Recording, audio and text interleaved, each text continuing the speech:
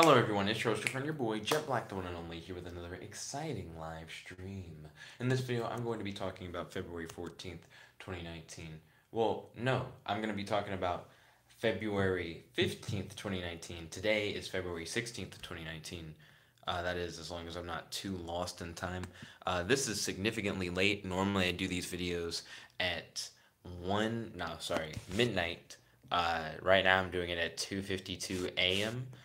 So this is way later than these videos are normally supposed to come out. And as you can tell, I'm a little sleepy, a little out of it, but not like super tired. Like not in such a way to where I can't do the video, but in such a way to where I'm gonna definitely make little mistakes throughout the video due to not being as collected as I would normally be. Yo, Kirby, welcome to the stream. It's good to have you. Kirby, how's your day today? Do you have any questions for your boy? And do you have any discussion topics you'd like to talk about on this stream? It's honestly surprising and refreshing to see you here at like 2:52 a.m. This is like ridiculously early. Kirby said, I'm still streaming Dead Space. How's your Dead Space stream going so far, Kirby? I hope everything's going well. Boom, boom. Also, how would you compare Dead Space to, say, Bioshock? Like, which do you prefer? Have you played Bioshock? Boom, boom, boom, boom. Because I've never played Dead Space, but I've played like a little bit of the first Bioshock. Boom, boom, boom, boom. And you said I've never played Bioshock. See, we're in like reversed positions, more or less. Because I've never played Dead Space, but you've never played Bioshock.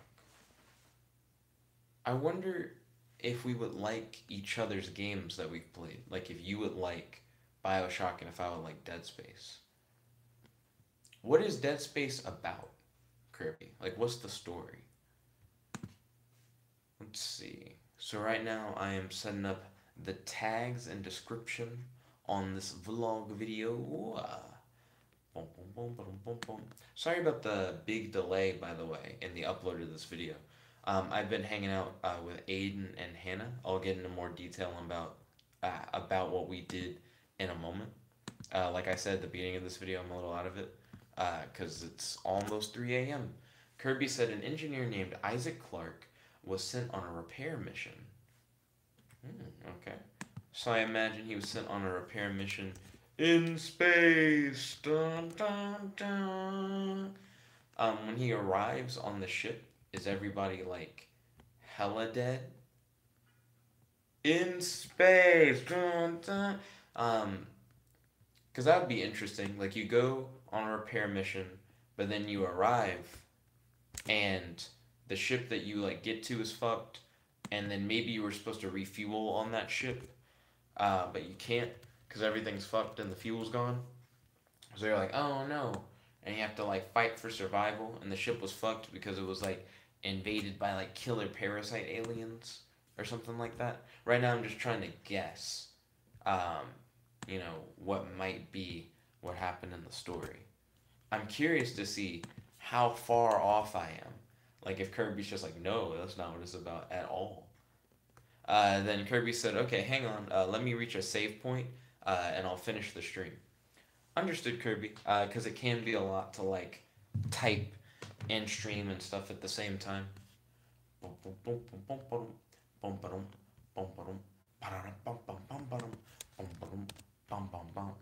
Right now I'm editing the description.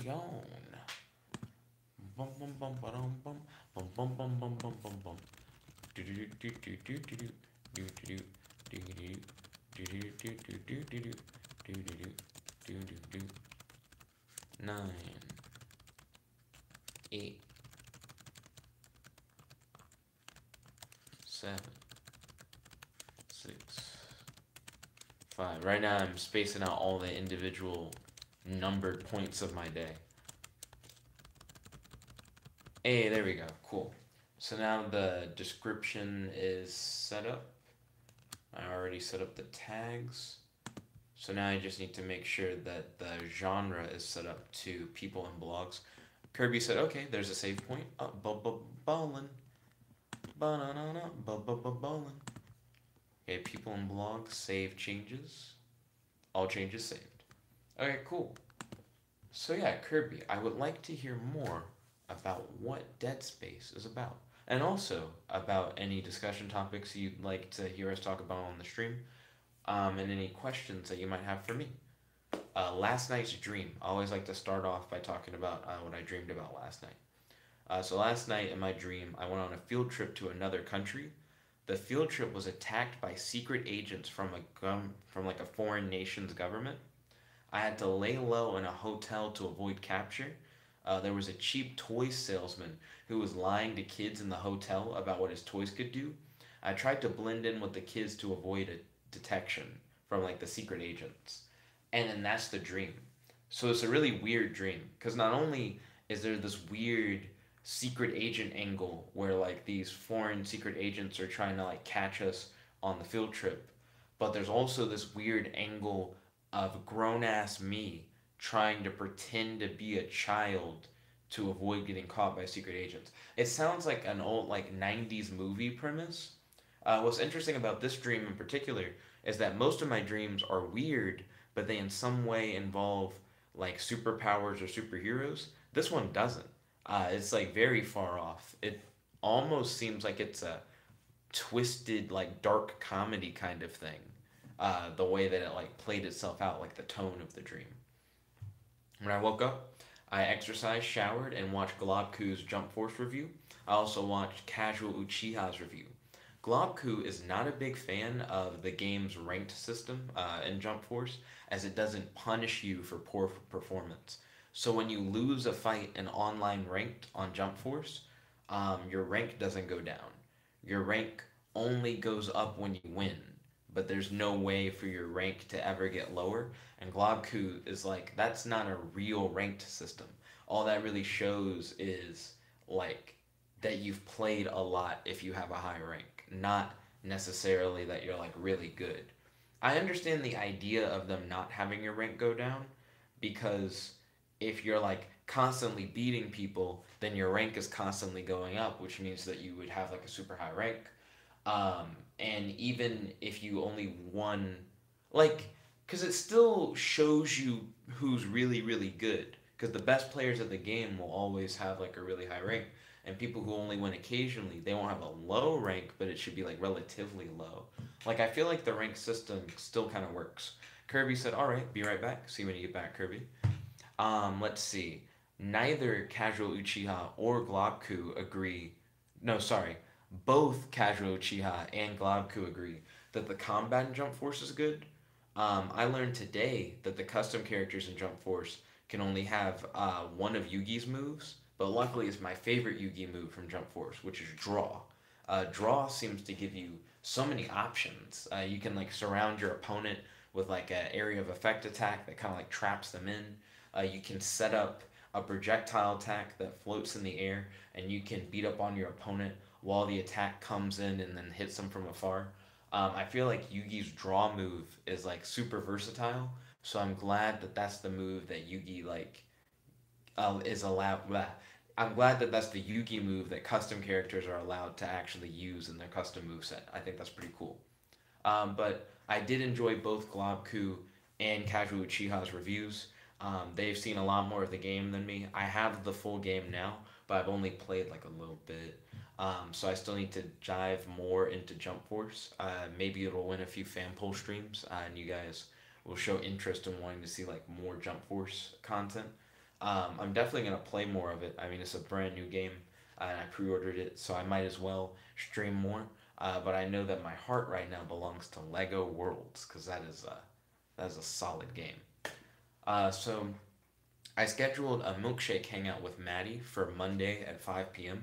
I actually need to add that to my calendar. Me and Maddie have like talked about it, but I need to like actually get that down so I'll be reminded when Monday comes. My mom texted me, and she's sad because I'll probably be moving out of state for work. But I told her that things will be okay, and that I'm still applying for positions in the hopes of having more options, so that even if I do choose to like go out of state for work, that I'm not like it's not my only choice. You know what I mean? Like if I do want to like be at home, maybe I can like find an at home option. But if I just feel like out of state stuff is better, then I can still go out of state. You know, that kind of thing. Let's see. I texted with my friend Chase, who's in the scholarship program. He recently made his lowest test grade at UAH so far on a finance exam. That being said, it was still like a B, but he seemed kind of like bummed out about it. I told him that I have faith in him and that as long as he works hard, that he'll be fine, because he will be. I mean, like a B isn't that bad at all. I was in that class that he was in. It's like a finance class. I'm not a big math guy, and I do think my experience in that class was rough. Um, but I do know that there were plenty of people in that class who thought it was like really easy. And I only knew one person in that class who had like failed it before, and they were like retaking it. So I know that there are like different levels to it, and I feel like while Chase may feel challenged by it, that he's shown that he's good at math, and I feel like over time he'll just like kick ass. So I believe in Chase. I think he's got this. So let's see. Back at the dorm, after I went to Dunkin and I messaged with everyone, I watched a video game challenge video. I watched two different ones. I watched one that was someone playing Ocarina of Time without collecting rupees, and I watched another which was Kirby's Return to Dreamland, but you don't jump. And both were really impressive, but for different reasons. I love seeing players discovering and working exploits to solve problems. The Ocarina of Time video was interesting because in it you can tell that he like is already well versed in many of the different glitches that exist in Ocarina of Time, and he more or less keeps playing without collecting any rupees until he hits a wall where it seems like he can't, and then he just kind of dives into all these glitches that he already knows and then exploits them in order to not have to collect any rupees. Where the Kirby's Return to Dreamland no jumping run, that seemed like a guy who didn't necessarily know all the ins and outs and like glitches and exploits in the game. He just was running into problems and then on the fly having to go like, okay, so like what's the best way to get around this problem? And then he would break down each of Kirby's different special copy abilities and figure out which ones would be best for like which situations. And he did interesting like multiplayer shenanigans. Um, but they both are essentially doing the same thing, working exploits to solve problems. But one is more like, I ran into a problem, maybe I can Google it. And another one was, I ran into a problem, but I'm the only one trying to do this way, so I have to like figure out a whole bunch of new stuff. So both were interesting, but both were interesting for different reasons. Um, I am really into stuff like that because that's essentially what cybersecurity is all about. Discovering what exploits you have in the system, and depending on what side of it you're on, figuring out how to use those exploits to get to your goal or to fulfill your goal of closing off those exploits from being used. Kirby said, fun fact, while I'm streaming Dead Space, I have it in full screen on my monitor, so when I get the notification for your vlog, it just stays on my screen forever. Word? So the vlog notification just doesn't go away? That's odd. I'm sorry. I didn't mean to like perma vlog notification you. That was not my intention. But yeah, Kirby. He said it never leaves my screen ever. Oh snap. Yeah, I'm sorry, dude. Kirby, how's your day today? Um, do you have any questions for your boy? Do you have any discussion topics you want to talk about on stream? And how is the Dead Space game like? What is like the thing about Dead Space? That's such a vague question. Sorry, I need to wake myself up. Uh, what is the story of Dead Space? You mentioned that there's an engineer named Isaac Clarke sent on a repair mission. When do things go topsy turvy for Isaac? Like when does it become like a weird space horror? And then Kirby says it never leaves his screen until he leaves full screen mode. Okay, that makes sense. So there is a way to get rid of it. It's not just actually there forever. I think I'm a little sleepy, so I kind of thought that like it was just there forever. And then Kirby said almost immediately things go topsy turvy. How? Like what happens? I also have been working on an RPG guidebook today. On occasion, I like to write my own tabletop RPGs because I'm not a super big fan of D&D. I'm now in like two different D&D campaigns, but I still feel like there are certain things that I like about tabletop RPGs that you can do in D&D, but D&D is not necessarily like built around doing it that way. So I do on occasion like to make my own, and I'm working on one right now. I'm really enjoying it so far. I feel like it has the potential to be interesting. My goal is to make it entirely based on semantics, definitions, and creativity. This means that the game will have no dice rolls or randomness.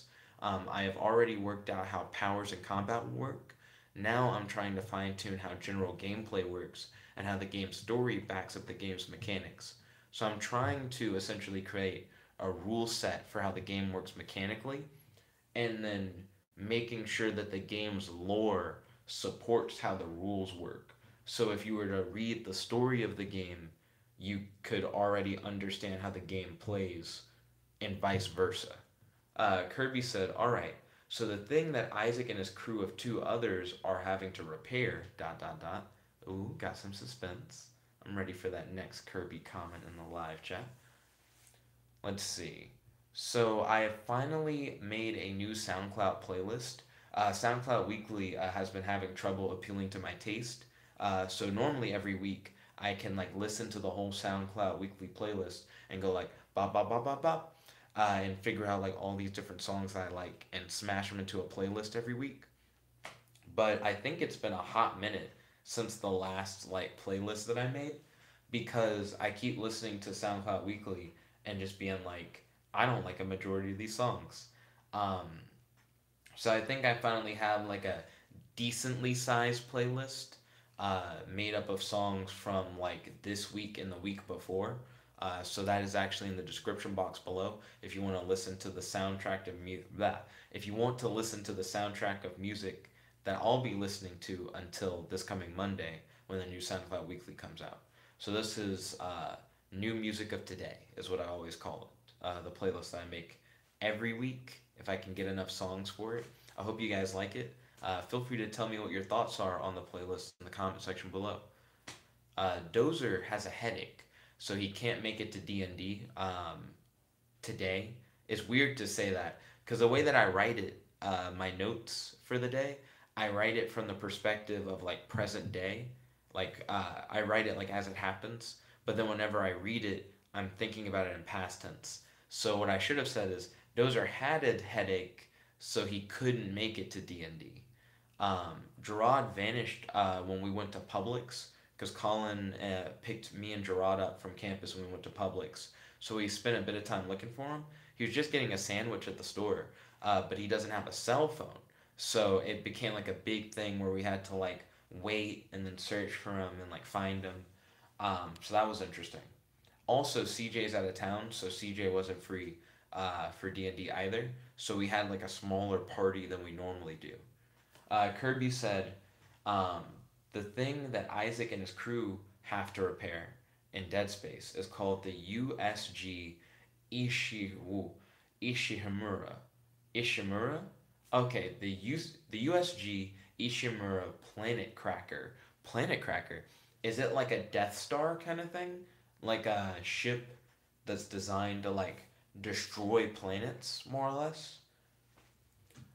Um, but yeah, so Dozer and CJ weren't able to make it to D&D, and we had to search for Gerard in Publix because Gerard doesn't have a phone. So that became like a thing for like a little bit. When we got back to Collins, we played Guilty Gear and Smash before we played D&D. Colin seemed to be immediately upset playing fighting games. Normally, Colin gets upset over time. Like, we'll play for a bit and Colin will be fine, and then Colin will like slowly like steam up and get angry. But this time around, Colin was just like immediately upset, and I was very surprised. And I asked him about it. Colin gets a little heated and frustrated in fighting games, and that's like not too bad. It takes a while for him to get like really, really upset and have to like take a break.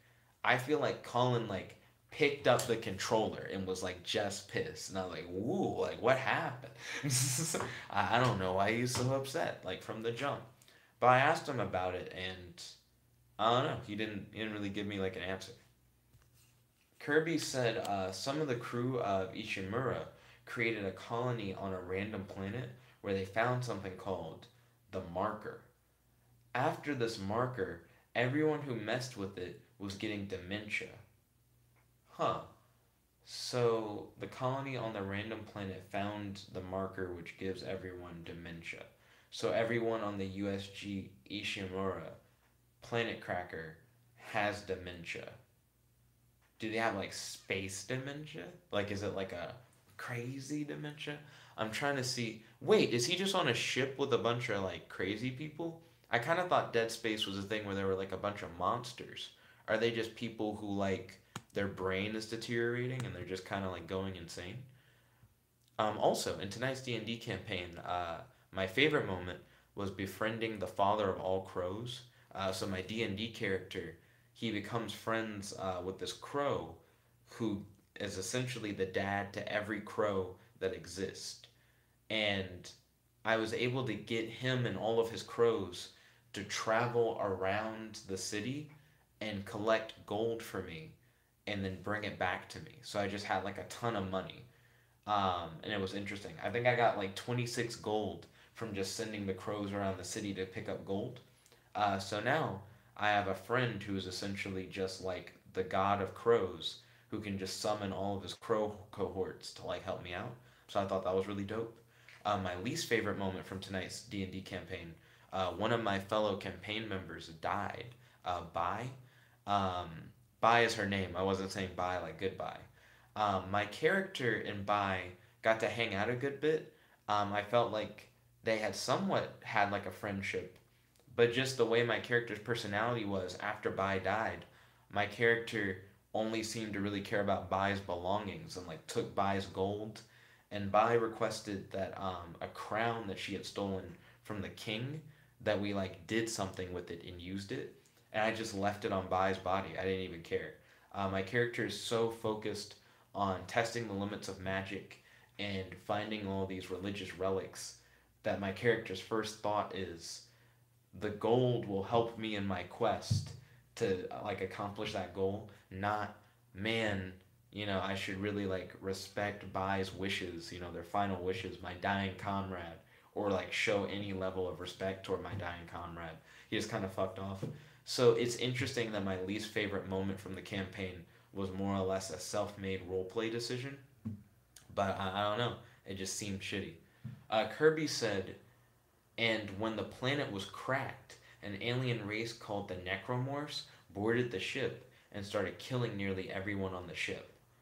So the crew of the Ishiramura created a colony on a random planet called the Marker, and then they all got dementia, and then they used the planet cracker on the planet where they set up the colony, and that's what released the Necromorphs, which got on the ship and then started killing everyone. Weren't the wasn't the USG Ishimura planet cracker, wasn't that sent to like repair something? Why did they crack the planet? Like I don't understand why they cracked the planet. Then Kirby said, so far I have only found one living survivor. Interesting. And I suppose they have dementia. Um, what? I guess I got lost at that point. Why was the planet cracked? Does the planet cracker just do that? Like, is it not like a thing where you have to choose to do it? Or did all the crew members get dementia, and while they had dementia, did they crack the planet? Kirby said, I believe the cracking is to mine minerals from the planet. Oh, so it's not like a death weapon, it's to make mining easier. So did the USG crew go like, okay, we're here for this repair mission, but while we're here, since we have the planet cracker, we might as well like try to do some mining or whatever? And then they like cracked the planet. Well, he did say they set up a colony. They probably set up a colony and then they were like, for our colony to thrive, we need more resources. So then they use the planet cracker and they're like mining for resources to support the colony. But then they find the marker, I imagine, and then the marker gives them dementia. And then the necromorphs start coming out of the cracks, and then everything gets fucked. I guess that's my guess. I imagine Kirby knows the real answers. Kirby said Isaac and his crew are not part of the crew of the Ishimura. Oh snap! Okay, hold on. I think now I'm starting to understand it a little bit more.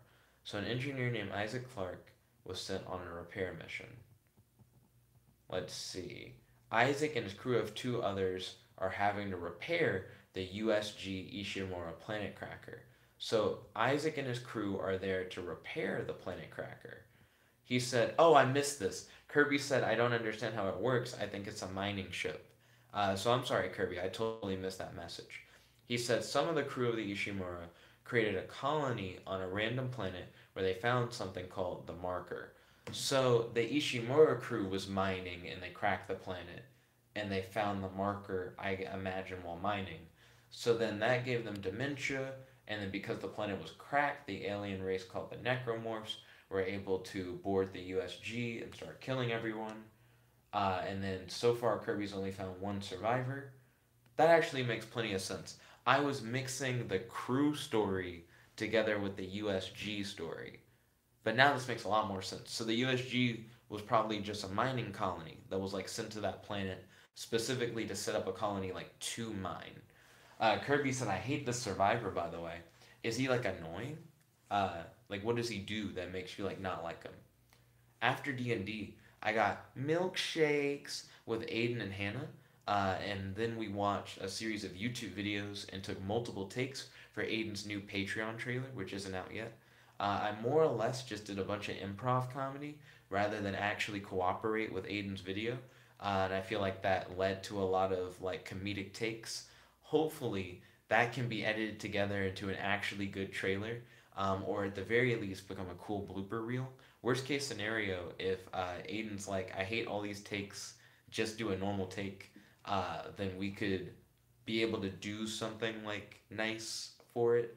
I wanted to go really like weird and interesting with it and try to do some improv and play off of Aiden, because I feel like I just don't see that too often.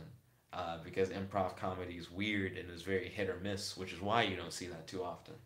But hopefully, since he's gonna edit the trailer, he can make something like really cool out of it. And like I said, if not, I'm willing to like redo it.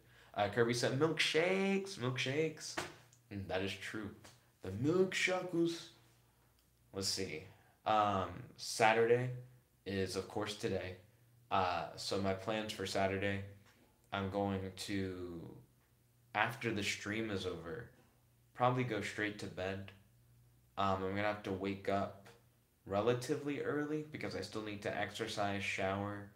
I probably will eat with Danica, but I need to exercise and shower. And I have a date with Danica at 2. And Danica says the date will have to be relatively short because her brother's in town, and her brother is only like rarely in town. She didn't expect him to be in town. So she's been hanging out with him all day, and she'll probably be hanging out with him more after the date. So I may hang out with Danica from like 2 to 4, maybe? I don't know, it really depends. Kirby said he experimented with necromorph and human cells to create a creature that would always regenerate itself from any damage ideal to it. So the remaining survivor sounds like a genius. How did he do that? Did you say he has dementia from the like touching the marker? So he touched the marker and it gave him dementia, and this boy is still like capable enough to do some crazy sci-fi genetic engineering feat. You go, dude. I mean that seems impressive to me. You think he'd like try that and then be like, "I forgot what I was doing." And then Kirby said, "I don't. This dude ever messed with the marker." Oh, you don't think this dude ever messed with the marker? So he doesn't have dementia? So he's not like crazy. So does the guy have a reason for why he did that? Is he like trying to make like the perfect life form or something like that? Then Kirby said not everyone on the ship messed with the marker. Oh, huh. So did they figure out like very quickly that the marker gave you dementia and then other people just didn't mess with it? Because I imagine since it's dementia, you could have people like touch the marker and then go up to their crew and they're having all these like memory problems, but they don't know why because you're not going to self-diagnose dementia, right?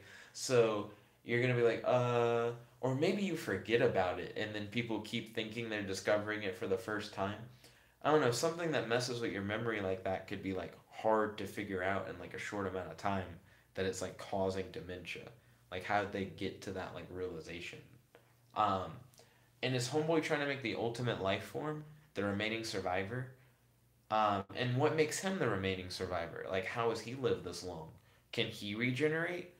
Or maybe he was trying to create this life form that can like regenerate from any damage so that he could like find a way to give like normal people that ability and maybe like find like the death cure. So is he trying to make the ultimate life form? Is he trying to make a death cure? Was he trying to make like a partially human, partially necromorph to help like protect him as like a guard dog? Let's see. Kirby said he believes that the human race died like a century ago and wanted to create God's will of creating an evolution of the human race that is the regenerating thing. I'm pretty sure that God's will thing qualifies as an ultimate life form thing. Also, why does he think the human race died like a century ago? Like, what does that mean? Does he think he's one of the last humans that exist?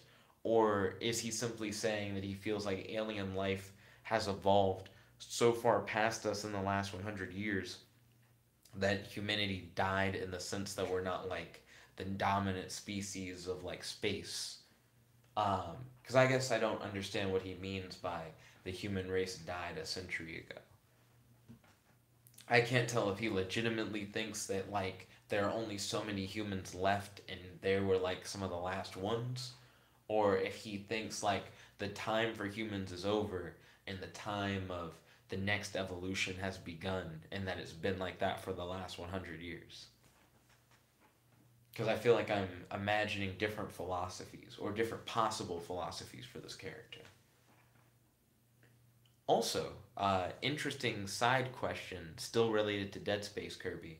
If you could customize the main character in Dead Space in any particular way, like you could change something about like their outfit, or just about like their design, what do you think you would change and why? Like, what do you think you would enjoy seeing your character look like in the world of Dead Space? Because I do think it's interesting to ask people about what changes they would make to add customization to a game that doesn't have customization. I feel like I'd like to see customization be added to really weird games where you wouldn't expect it. Like in Dragon Ball Fighter Z, the most you can really do to your characters is change the color of their costume, and that's cool. But it would be interesting if in Dragon Ball Fighter Z you could set the moves of other characters to your character's moves, similar to what you can do in other games like Jump Force or Xenoverse or Boruto Shinobi Striker. All those games, by the way, are like really different games. They're like 3D arena fighters, but I feel like that'd be interesting in like a 2D fighter to be able to have a custom character that can use moves from any of the other characters. Kirby said Isaac Clarke is a silent protagonist, so I would want speech from him. Interesting. What do you think Isaac Clarke's personality should be like? If he's not meant to be like a silent surrogate for your thoughts and feelings, what do you feel like the thoughts and feelings of Isaac should be? Do you think he should be alarmed, scared, brave, and courageous? Not all together. I'm not. That's like a weird mix mash. But it could be, if that's what you imagine him as.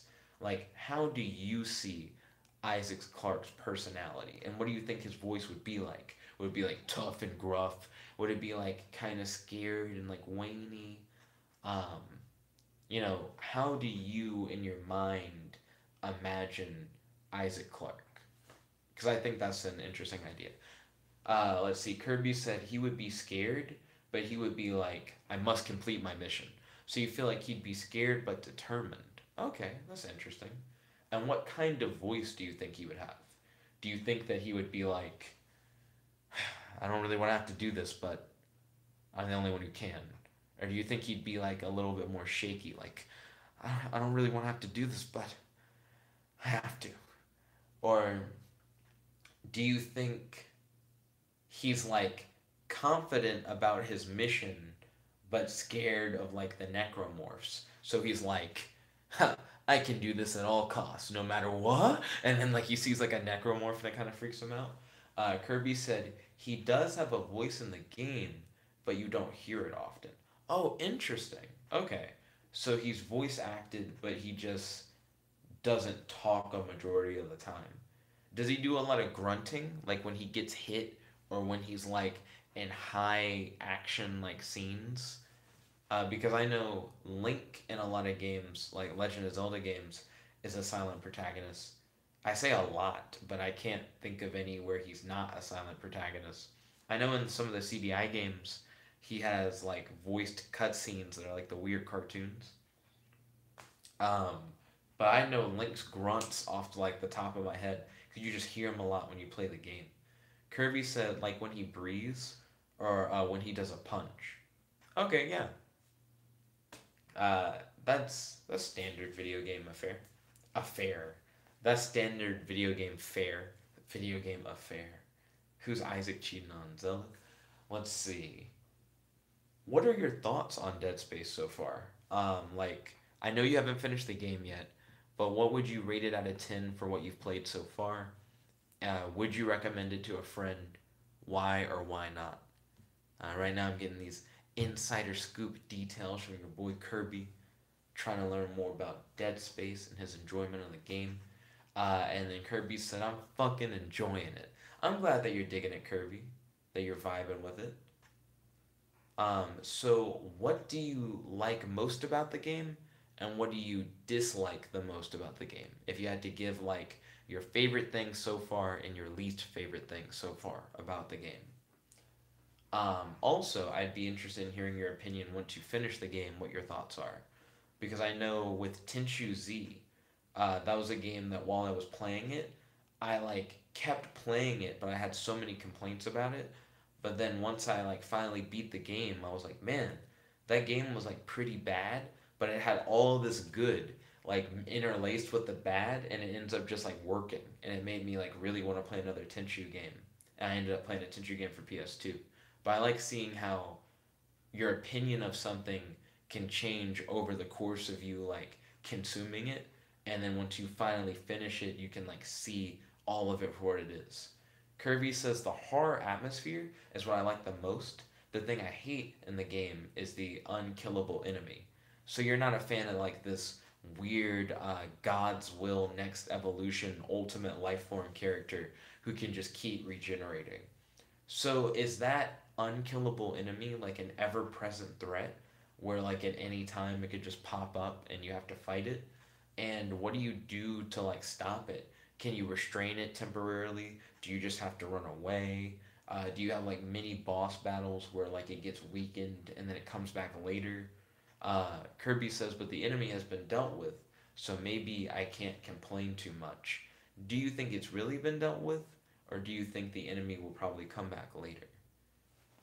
Because that sounds like it sounds like an interesting thing for them to introduce and then just drop, just to be like, oh well, you beat it. Guess it can't be a thing anymore. You know what I mean? Because it sounds like such a like big deal to create something that's like unkillable, for it to just kind of be flushed away. Speaking of something like that being flushed away, you've already seen Infinity War, right, Kirby? I believe we've talked about it in the past, but that brought up something that I wanted to talk about. Kirby said it's been frozen and sent off to who knows where. Oh, interesting. And then he said, I have seen Infinity War. Do you remember the member of the Black Order who is the telekinetic guy? He's the guy who was like torturing Doctor Strange on the spaceship, and he had all those needles like poking into Doctor Strange's body, and they get rid of him by more or less like opening a hole in the spaceship, and he gets like sucked out of the spaceship and just kind of like killed in deep space. Um, I'm not sure if I'm doing a good job of describing him. He's like scrawny. Kirby said the wizard dude. I mean, I guess. Because I don't think he did any magic stuff. He just. I mean, I guess it could be magic. I assumed he had like psychic telekinesis, but it could be spells or something. You think if it was magic though, that Doctor Strange would like point something out, like, "Hey, you're doing magic. I do magic," something like that. Um, but the telekinetic dude, I feel like you know who I'm talking about. Yo, Kiki, welcome to the stream. It's good to have you. Kiki, I have three questions for you. Question number one, how's your day today? Question number 2, do you have any questions for your boy? And question number 3, do you have any discussion topics you'd like to talk about on the stream? I saw that you joined our D&D stream. I'm glad to hear that you check that out. Sorry that we weren't super talkative in the D&D streams for Fool's Kingdom. I don't have the laptop right in front of me, so I can't actively talk with you guys on the live chat. I try to for that, but I can't always do it. I was just bringing up a conversation with Kirby about Infinity War and about a character from Infinity War who has telekinetic abilities. Real quick, Kiki, have you seen Infinity War? I imagine Kirby knows who I'm talking about, but I want to see if you've seen it and if you know what I'm talking about. Let's see. And then Kirby said, Ebony Maw, question mark? Ooh, time to enter that Google. Type in Ebony Maw. Yes, yes, Ebony Maw. That is the guy. So, my question to you, Kirby, do you think they could have beaten Ebony Maw in any other way in Infinity War? Because he was really strong. Um, he seemed to have really powerful telekinesis. Kiki said, I'm good. How are you? Fantastic as always. Thank you for asking. Kiki, do you have any discussion topics or questions? So anything that you'd like to talk about or any questions that you'd like to ask me or your boy Kirby. But yeah, Kirby, how do you think they could have beaten him if not to have just had him fly out into space? Because he seemed like he had ridiculously good telekinesis. Kirby said they seemed to make him kind of unbeatable. Yeah, he seemed oddly powerful. Like his telekinesis, as far as we could tell, didn't really have any limits. He could just kind of be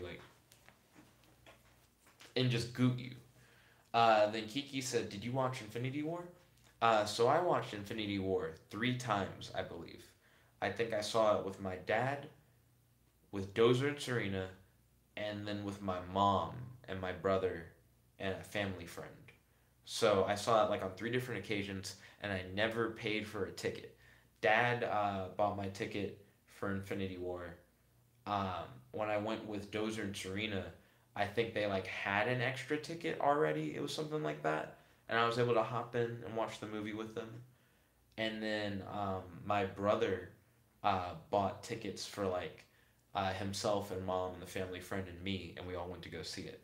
So I saw Infinity War 3 times in theaters, and I never had to pay for it, which was pretty nice. But I liked the movie, most def. Right now we're talking about Ebony Maw, who is the telekinesis guy from Infinity War, and just talking about how he seemed really strong. I don't know, telekinesis that doesn't appear to have any stress or limits always seems to be incredibly powerful. Because what do you do? What do you do to actually stop that?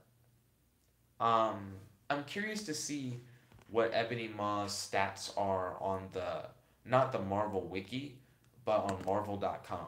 In case you guys don't know, Marvel.com actually keeps a character encyclopedia of all its different characters, and it has something called an in comics full report, where if you want to learn about a character, excuse me, and everything that's gone on with them in comics, they have a full biography, and it goes over all these different important events in the character's past, and it's supposed to also tell you stuff like the character's powers. I just scrolled through. Here we go. So all they put for him was mind control on the Marvel website, but I don't remember him doing any mind control stuff in the movie. Of course, this is the comics full report, so I guess it's trying to show you, the main thing that he did in the comic books. Mind control seems really good. Your boy Kirby said, "Can you link me this, please?" Yeah, no problem. So this is the Ebony Maw entry specifically. Let's see. I'm trying to find his power grid. So in Marvel, there's this thing called power grid. I wish DC had an equivalent, but it lets you know how good a character is versus other characters, because they give them stats. I don't see his power grid. I'm also looking at it on a much smaller screen. Let me try and put it on this laptop screen and put it to full screen and see if the power grid is just like on the sidebar or something like that. Okay. I don't see it. Diablo Knowledge said, ever heard of Jesus, the pregnant woman killer? Yo, Diablo, welcome to the stream. It's good to have you. I have three questions for you, Diablo. How's your day today? Do you have any questions for your boy? And do you have any discussion topics that you'd like to talk about on stream? Speaking of Jesus, DC Comics had this comic called The Second Coming that was going to come out in like the near future. The book was about an alternate universe, so not like the normal DC Comics continuity, but like another world where there is no Superman or Batman, but there are characters that are like similar. Another universe where Jesus is sent down to Earth by God to learn how to be a messiah from a superhero, and it had a lot of backlash. There was a Spanish group that was like heavily against it, and they were protesting it, and they had a petition online that got like 100,000 signatures, and the creator of the comic pulled it from DC. He says the comic's still going to come out, but it's going to come from like a different publisher. I thought that was really odd. Have you heard about that? And then Diablo said, "How are you doing, my child of wrath?" And then he said, "Second coming occurred in first century." But yeah, I thought that was like an interesting like turn of events. I'm not a big like controversy guy where I'm like, ooh, gotta dig into all these like pop culture controversies. But I thought that one in particular was interesting.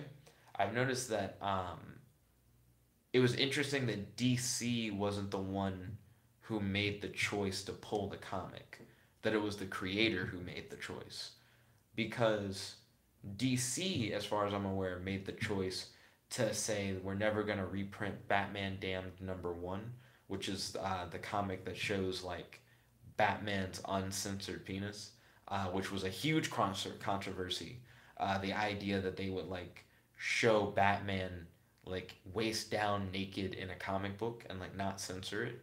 But DC released it as a part of their black label, and they were like, in the black label, anything goes. So we can show like nudity, we can show like crazy stuff, it's whatever. And I thought DC was gonna stand by that because that was the whole point of Black Label. But as soon as they got like a whole bunch of backlash from it, like in the media, DC was like, no, no, we can't show Batman like naked. So they censored it in the digital version, and they're like, we're never gonna like reprint this again. Um, I feel like that was a weird backstep by DC. So when I first heard that Second Coming was being removed from DC, I thought DC was doing another weird backstep thing, but it was the creator going, nah, maybe I shouldn't do it here. I thought that was interesting. Kirby said, wow, Hulk is more durable than Thanos. Word? Let's see. Diablo said, would you like to write my book? Write your book? Like ghost write your book? And then Diablo said, how do I GPS you? I think I actually do put my location on these videos. So you can probably just look down. It'll probably say like being filmed from the University of Alabama in Huntsville. Let's see. And then Diablo said, yes, I can't write. You're writing right now. Then Kirby said, and their fighting skills are the same. Hulk and Thanos. Do you think, based on the power grids for Hulk and Thanos, that Thanos could beat the Hulk without any of the stones? He did in the movie, but based off of the grid, like their actual stats, how do you think it would work? And then Kirby said their intelligence is somehow the same. That doesn't seem right. So Thanos is as smart as Bruce Banner? Like, is that what that's implying? Because that sounds really weird. And then Kirby said both at 6. 6 intelligence is really high. That's like incredibly high. Do you feel like the Hulk needs to be that smart? That like Bruce Banner's that smart? Because Mr. Fantastic, what's Mr. Fantastic? He better be like close to a 7, if not a 7. Well, he can't be a 7. I think 7 means you actually know everything there is to know. That's why 6 seems too high for me. Then Kirby said, "The fuck is this?" Yo, what's up, Kirby? Then Diablo said Hulk tried to commit suicide. Hulk did try to commit suicide. That is like a legit thing. Let's see.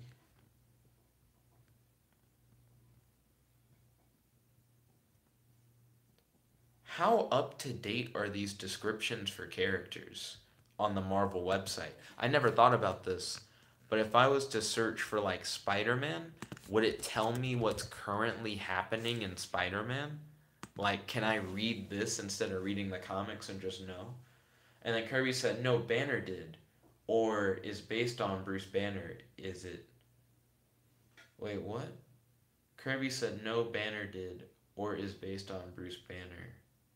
Is it. So recently in comics, not too long ago, during the Civil War II event, um, it was revealed. Oh wait, Kirby said, "Is the Sixth Intelligence based on Bruce Banner?" I imagine it's based on Bruce. I don't think it's based on the Hulk form, unless it's like Smart Hulk, which is essentially just using Bruce's intelligence. Then Diablo said, "Loco, why are you so crazy about comics?" I'm super into like comic books. Um, that actually is like a good question. So I'm really into comics. What got me into comics? Like, why do I like superheroes and superpowers so much? Recently, I've been like dreaming about it a lot. Do do do do do do. Um, it's kind of just like a part of my everyday life to like a high extent. Also, the Spider-Man page is so weird. It's not structured like the others, where it has like the normal comics profile. It has like videos and like individual things for the bio and stuff like that. Diablo said, Rip Marvel creator, Rip Stanley, rest in peace."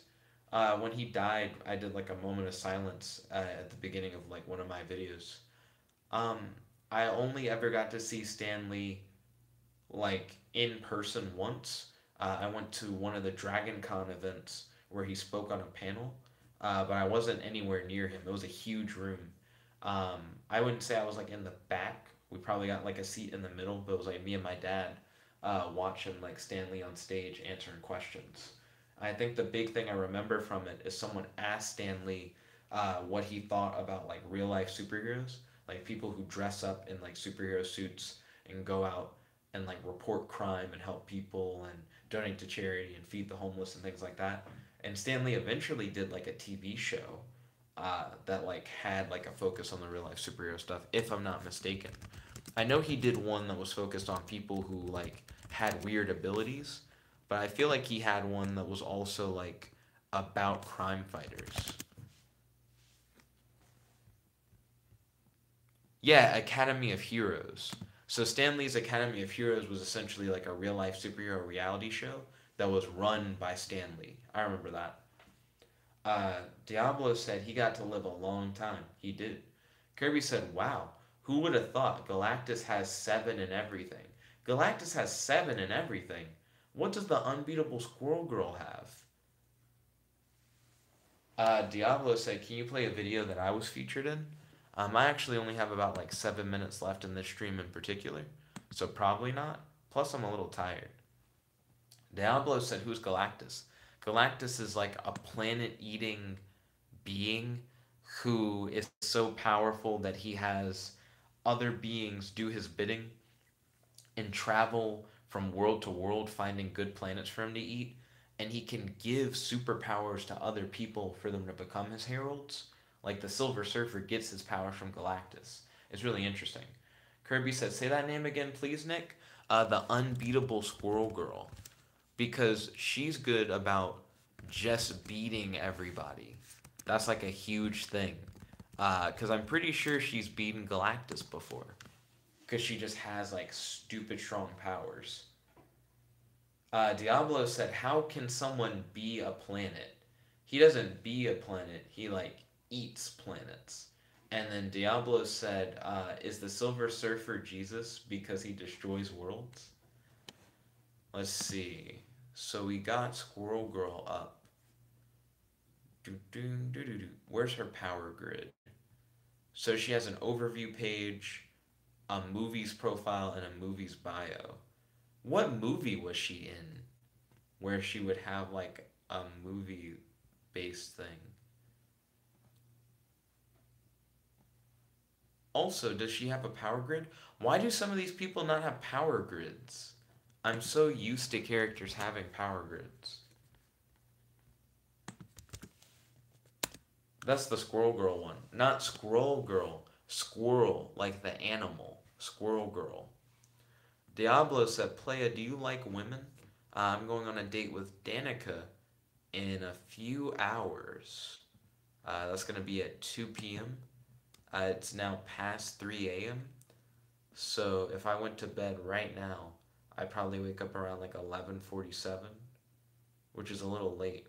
My date is going to be at 2, so I need to make sure that I'm up probably around like noon so I can exercise and shower and everything way before the date. Diablo said, who is Danica? Does she have a friend?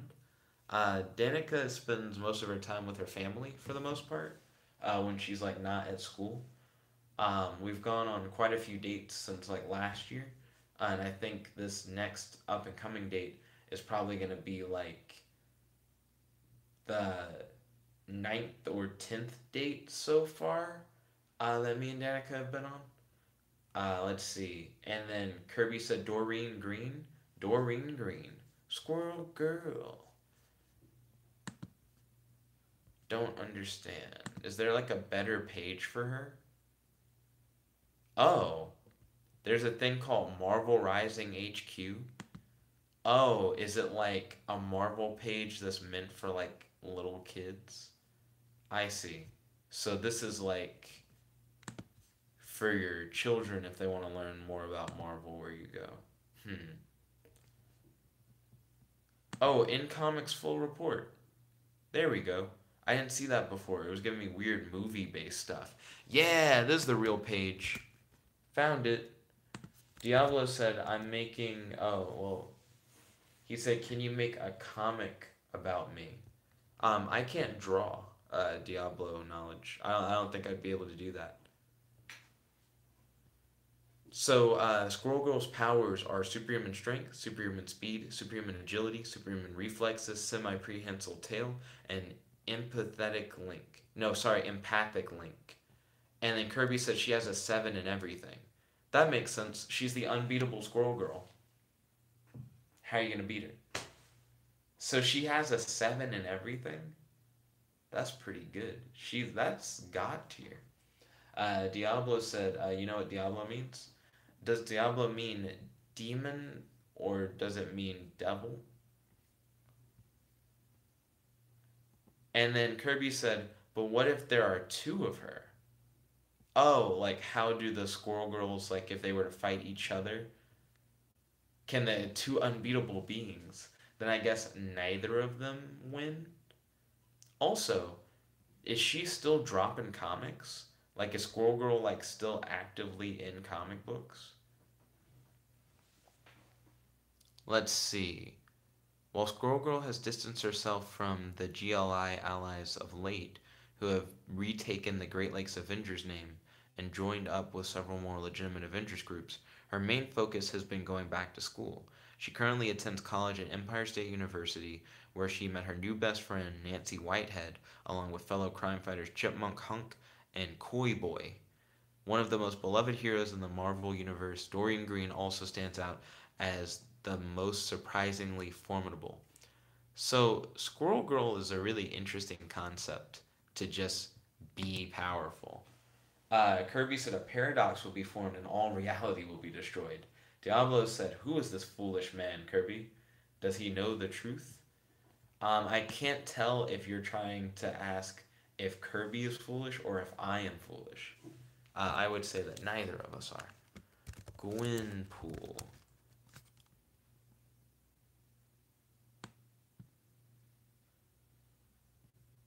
Because I want to know the in-depth Gwenpool thing, like the in-comics breakdown for her.